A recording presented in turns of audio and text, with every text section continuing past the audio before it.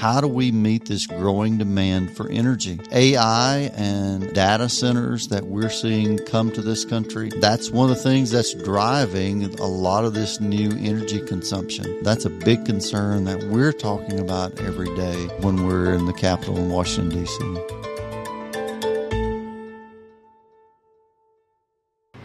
In the heart of every community, caring comes naturally.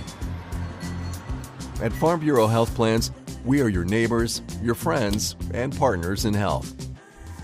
We believe everyone deserves the very best care tailored to your unique needs. Become a valued member of our family, and we'll take care of you and yours. Together, we care. Together, we grow. Together, we thrive. Farm Bureau Health Plans. Plan on us.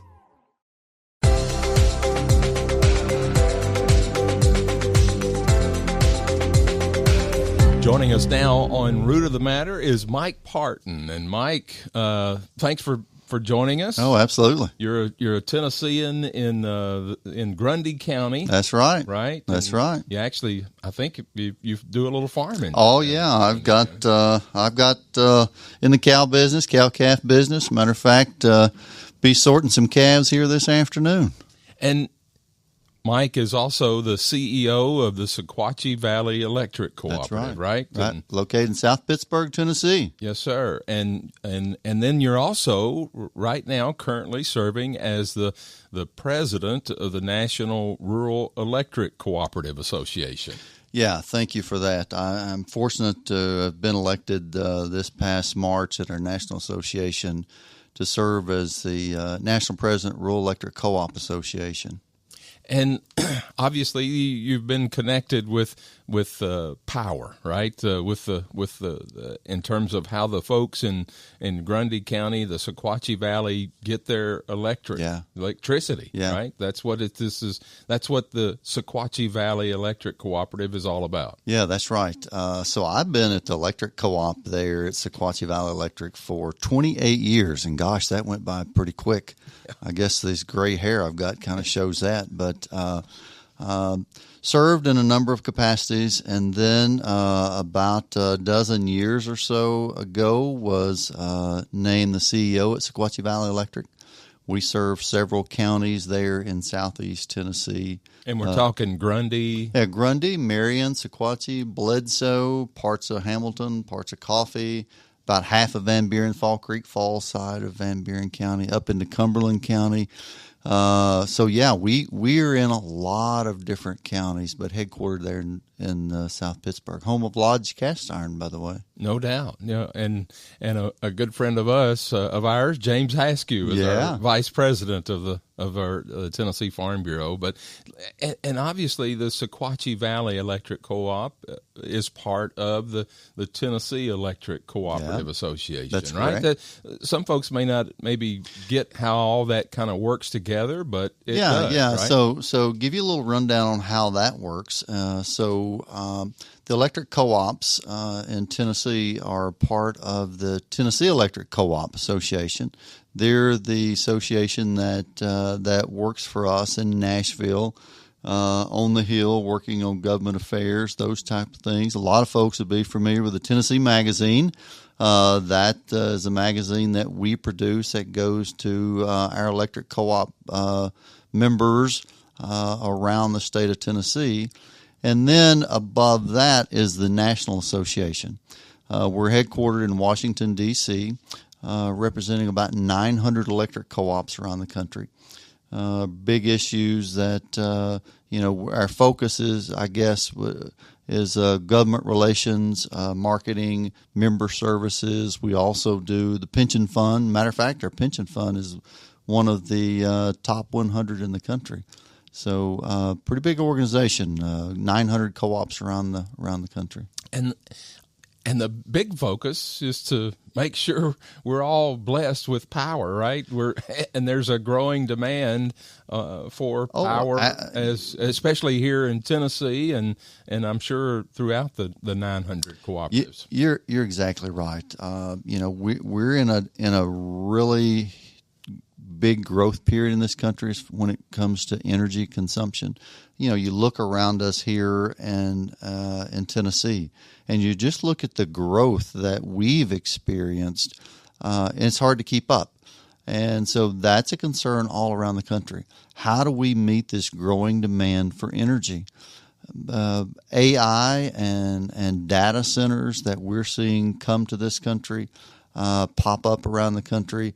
That's one of the things that's driving a lot of this new energy consumption. And how do we meet that growing demand? That's a big concern that we're talking about every day when we're in the Capitol in Washington, D.C. And we talk about the demands. Tennessee is blessed. There's a lot of people that look to move here, been looking to move here, especially since COVID. We've seen an influx of people, but again, that means that we need more, or there is demand from you all as a cooperative, more demand for power. You talked about all this surge in AI that is going to demand more of the power grid, if you will. You've got electric vehicles. We've got, So it just everybody uses their phones and all the different electronics that we use. There's just more and more of that. Not to mention more people. That's right. And so in this country, one of the things that we've been talking about on a national level is energy policy and how we meet that growing demand. And I say this a lot when I'm talking around the country. Energy security is national security. For the most part, folks want to flip the switch and the lights come on. But if you look at data centers and AI and the growth in that, and especially what we'll see within the next decade, we cannot afford in this country to allow these data centers to go to China. We have to push through these policy issues to make sure that the growth in AI and data centers stay in this country. And there's a lot of pressure to make sure that takes place. And Mike Partin's with us here on Root of the Matter, and the president of the National Rural Electric Cooperative Association.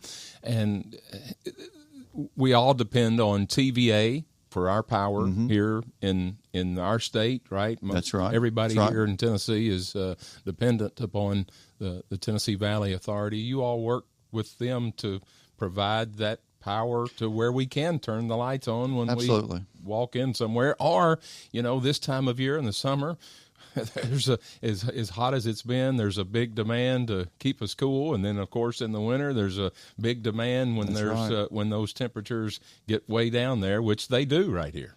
We live in a part of the country where we're really we peak a couple times. Someplace in the country, if you go up north, there are huge winter peakers. You go further south or to the southwest, they're summer peakers. But for us, we're a dual peaker. Winter edges out of some, but gosh, we're in a spot where it's going to be 95, 96 degrees today, and just in a few months we may be down to 5 degrees. Yeah. And the demand on energy continues to grow.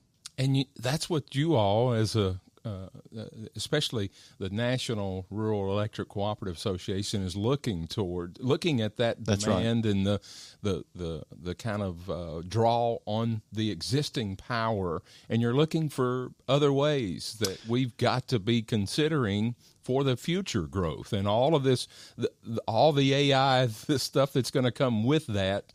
We've got to be looking at the future source of our power. That's right. And America's electric cooperatives, we are an all the above approach scenario for us. And so we talk about that a lot.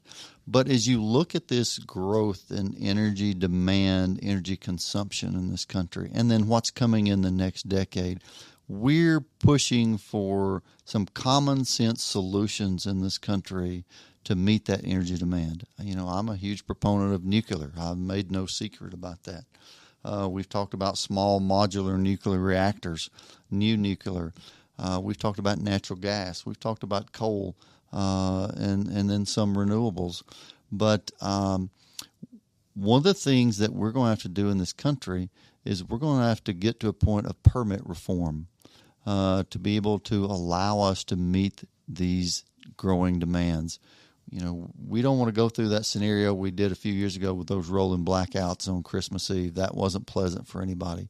And America is the strongest country in the world. And energy production should not be something that we're worried about in this country. So when you talk about nuclear, I'm sure there's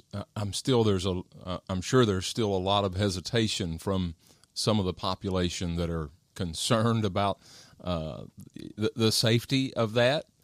Kind of assure us that that's going to be taken care of in a future world where we are going to depend on nuclear.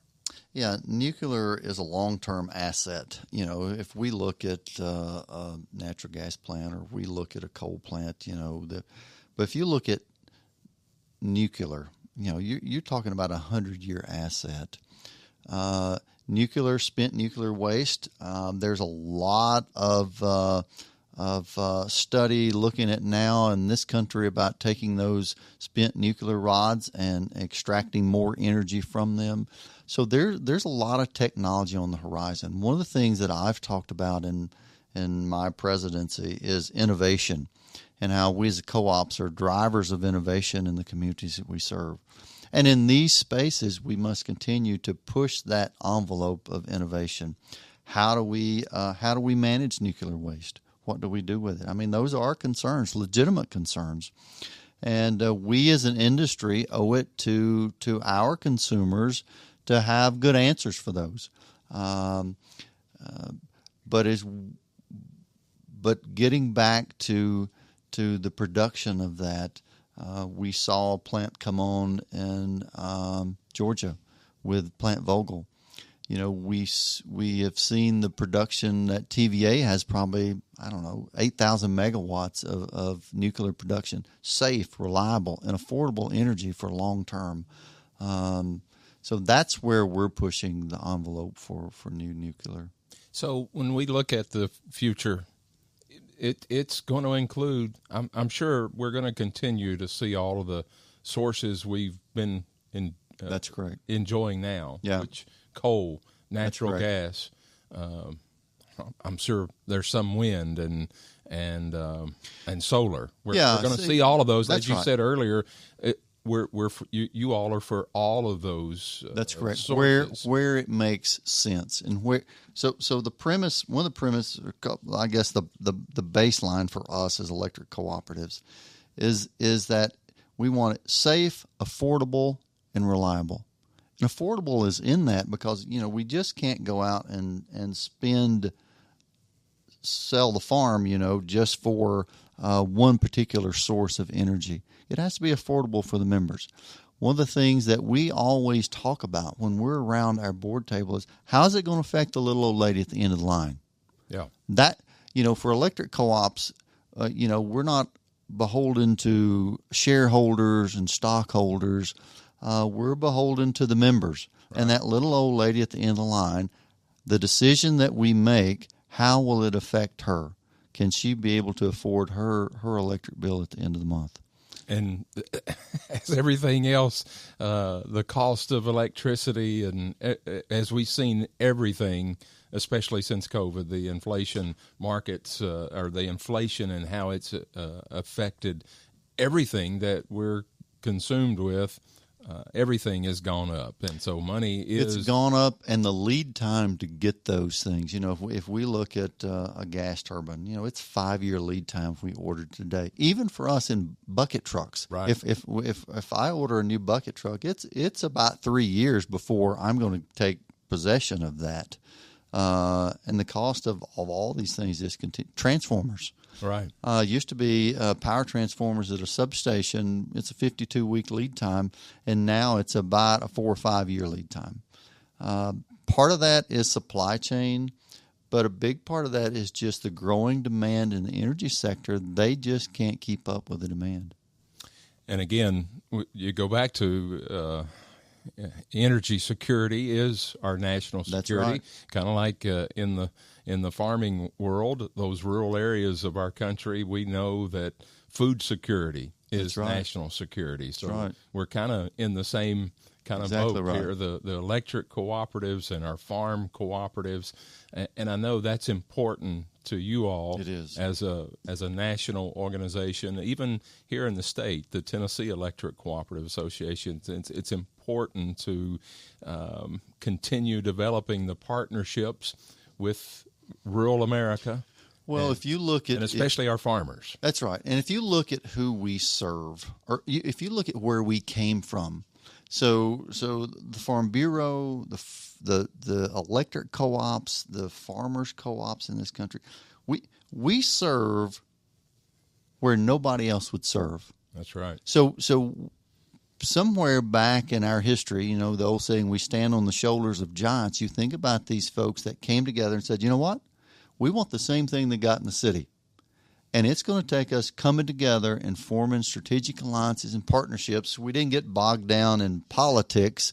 We got bogged down in trying to do the right thing. And then we did that. And that's why we've got this 90-year history of success, because we went to places nobody else would go. And we never lost sight of what our focus is.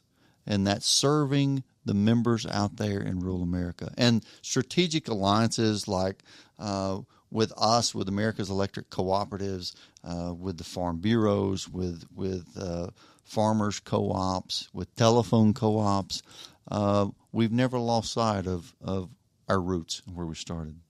Sounds great, Mike Partin. And Mike, the future, you're part of... You're president for the National Rural Electric Cooperative Association for a couple of years. And, that's right. I know you're excited about being able to serve in this role. Absolutely. And how do you see the next couple of years?